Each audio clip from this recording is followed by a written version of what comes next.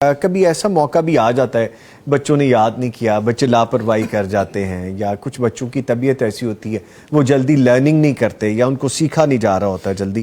ایسی صورتحال میں آپ کیا کرتے ہیں؟ آپ نے بچے پہ محنت کی ہے، آپ نے اسے وقت دیا ہے اور اس بچے کو آپ کو یہ ایکسپیکٹیشن ہے، امید ہے کہ صبح سبق یاد کر کے آئے گا، سنائے گا، پھر آپ کیا کرتے ہیں؟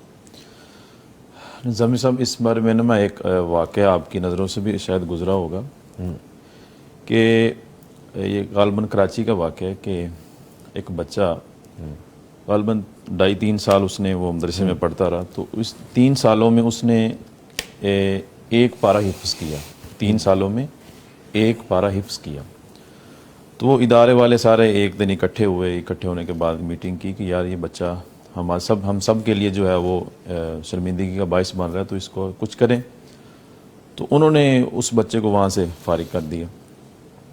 تو بچے کا والد جو ہے مزدور تھا، وہ کہتا کہ یار میں تو شوق تھا حفظ کروانے کا، یہ مسئلہ کیا ہے؟ اتنی زیادہ کوئی معلومات بھی نہیں تھی دین کے بارے میں. وہی والد جو ہے اپنے بچے کو نا وہیں سے لے کے کسی دوسری شہر میں آ گیا. وہاں پہ اس نے کوئی ادارہ دیکھا، اس نے وہاں پہ داخل کروا دیا. جب داخل کروایا تو بچہ پڑھنا شروع کر دیا. بچے نے سال گزرا، 2-3 اتنے غالباً کو 2.5-3 سال کا وقت گزرا تو بچے نے مکمل حفظ کر لیا. وہی بچے نے تو جب حفظ کر لیا تو وہ بچہ اس کی آمین ہوئی تو سارے رشتہ دار آئے تو بڑے خوش. تو والد صاحب کہتے ہیں وہ بچے کے کہ بیٹا آپ کو نا میں نے اسی مدرسے میں لے کر جانا ہے ابھی جہاں سے آپ کو انہوں نے فارغ کیا تھا. تو انہوں نے بچے کو لیا، وہاں پر وہ چلے گئے. تو کہتے ہیں کہ یہ بچہ ہے آپ کا شاگرد. تو وہی استاد، وہ ساری مینجمنٹ کہنے لگی یہ تو وہی بچہ ہے نا، یہ تو فارغ ہے. یعنی انہوں نے پھر بھی اس کو تحقیر کی نگاہ سے دیکھا، اس کو نیچا دکھانے کی کوشش، اس کو بی گریڈ پھر بھی کیا. اچھا وہ بچہ، اس کا والد جو دونوں سنتے رہے، بیٹھے رہے. اس کے بعد نا پھر وہ کہنے لگے کہ قاری صاحب میں ایک عرض کرنا چاہتا ہوں، بچہ تو یہ وہی ہے، اس کا نام بھی وہی ہے، یہ والد بھی وہی ہے، لیکن میں یہ چاہتا ہوں کہ اب اس نے مکمل حفظ کر لیا ہے، آپ اس کا امتحان لیں، آپ اس کا امتحان لیں.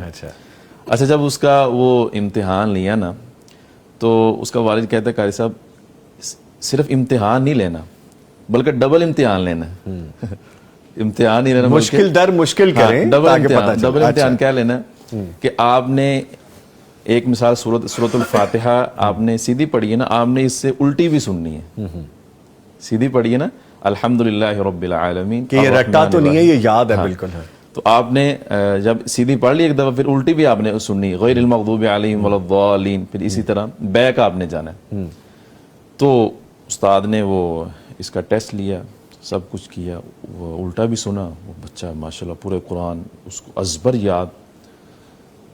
استاد وہ پریشان بھی ہو رہا ہے اندر سے، وہ اور خوش بھی ہو رہا ہے کہ یار یہ وہ بچہ ہے، یہ جنہوں نے ہم ساری کمیٹی نے، ہم سب اساتذہ نے، بہت بڑا ادارہ تھا وہ، ہم نے اس کو صرف اس لیے یعنی کہ بھیج دیا تھا کہ یہ پڑھ ہی نہیں سکتا، کہ یہ ناممکن ہے، یہ اتنا نالائق بچہ ہے جس کو ہم نے بھیج دیا تھا، اور آج یہ اس قدر جو ہے وہ لائق کیسے ہو گیا، لائق کیسے بن گیا.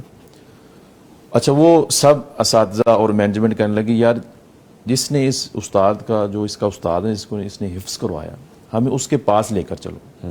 کہتے اس کا آپ جہاز کی ٹکٹ ہمارے ذمہ، ہم سب کو نا اس استاد کے پاس لے کر چلو. وہ سارا انہوں نے مینج کیا، وہ اس استاد کے پاس چلے گئے. تو جب دیکھا تو اس سے پوچھا استاد سے کہ کیا ماجرا ہے کہ آپ نے، یہ تو نالائق بچہ تھا، اس کے اندر یہ خامی تھی، یہ خامی تھی، یعنی کہ انبار لگا دیے خامیوں کو انہوں نے، کہ یہ یعنی کہ انہوں نے سارے تجربات اپنے وہ کہتے کہ ہمارے ناکام ہو گئے اس کے اوپر، بچے کے اوپر. آپ نے اس کو کیسے لائق کر دیا، اس کو بڑھا دیا اور حفظ کروا دیا اور اتنا ازبر یاد کروا دیا قرآن پاک. کہتے یار میرا کوئی خاص طریقہ تو نہیں ہے، تو جیسے آپ پڑھاتے میں بھی ویسے ہی پڑھاتا ہوں.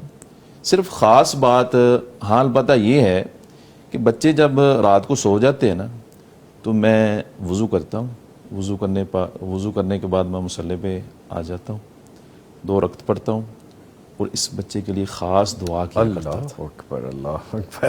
اس بچے کے لیے اللہ اکبر.